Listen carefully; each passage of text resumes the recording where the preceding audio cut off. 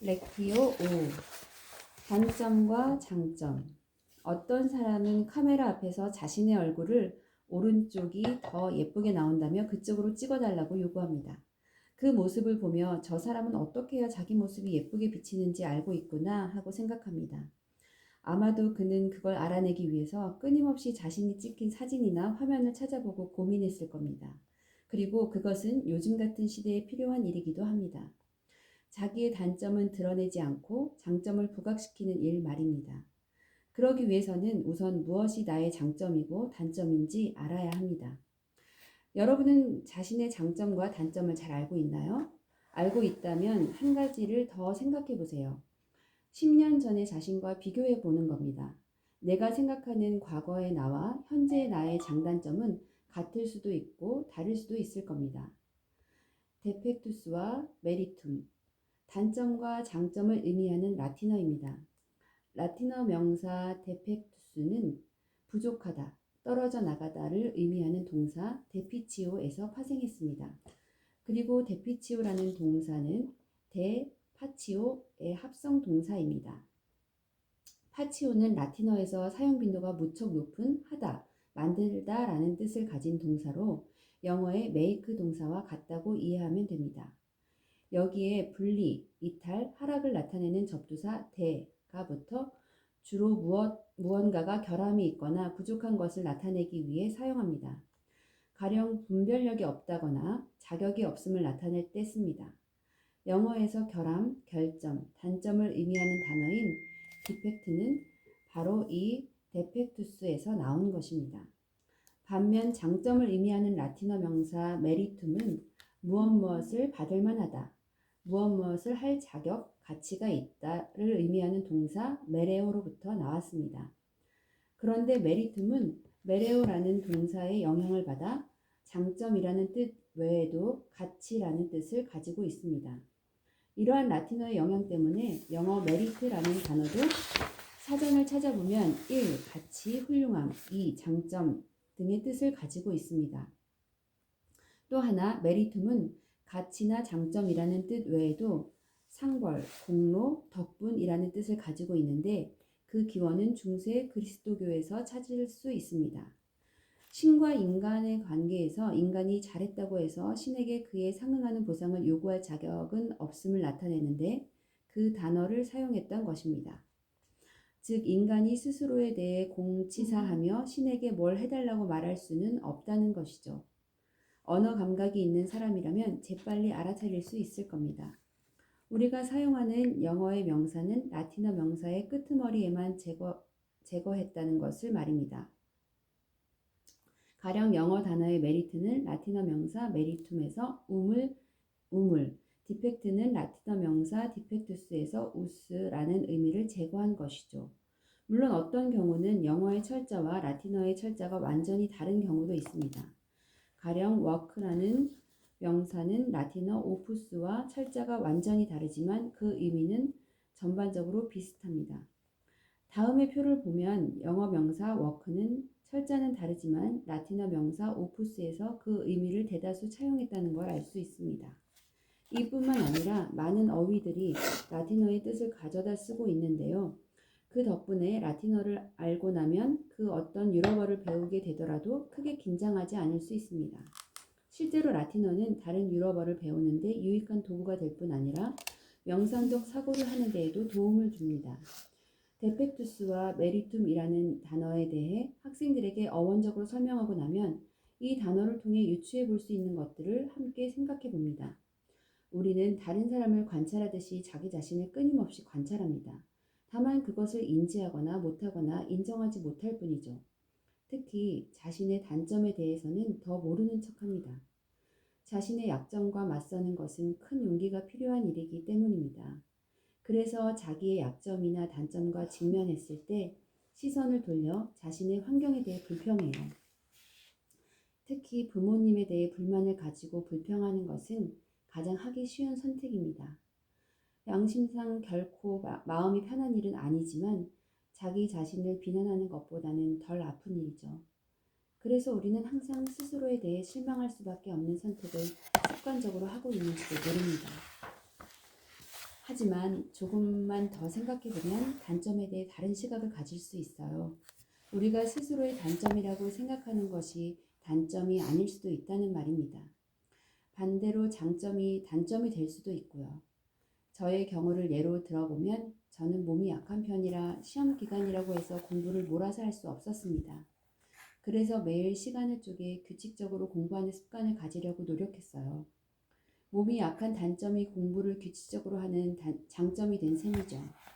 하지만 어느 순간부터 그 장점이 다른 사람에게 다가가는 데 단점이 되었습니다. 공부에만 몰입하다 보니 사람들과 어울리는 일이 드물어졌기 때문입니다.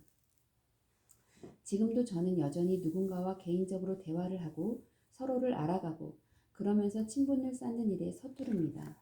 이 나이쯤 되면 누구를 만나든 좀 편안하게 이야기를 나눌 수 있으면 좋을 텐데 제게는 이것이 가장 어려운 일이에요.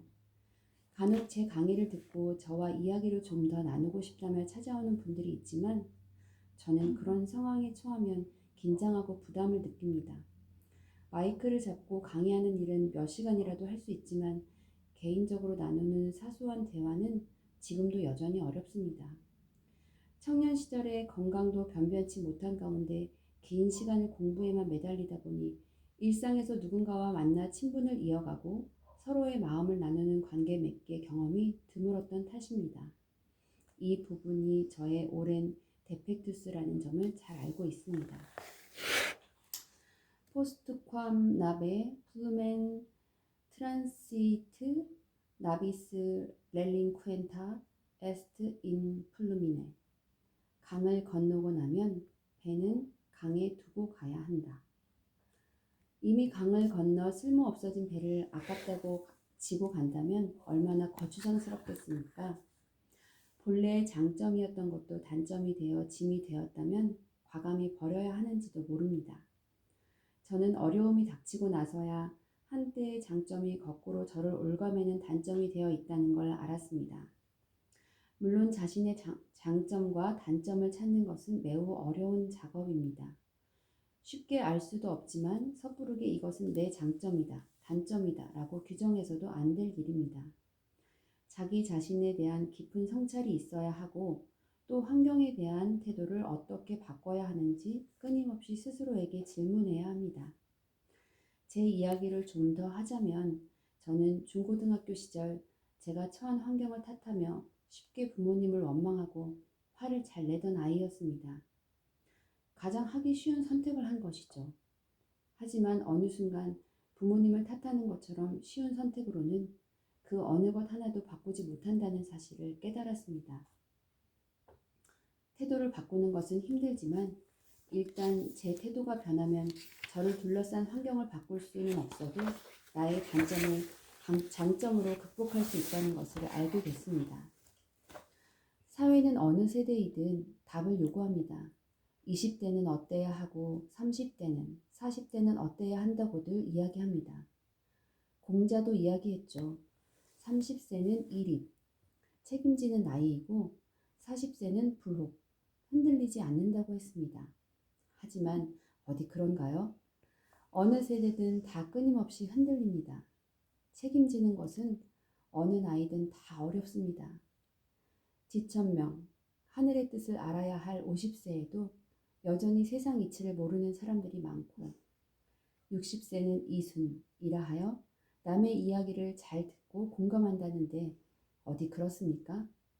나이를 먹고도 이해도 공감도 못하는 사람들을 너무도 많이 봅니다.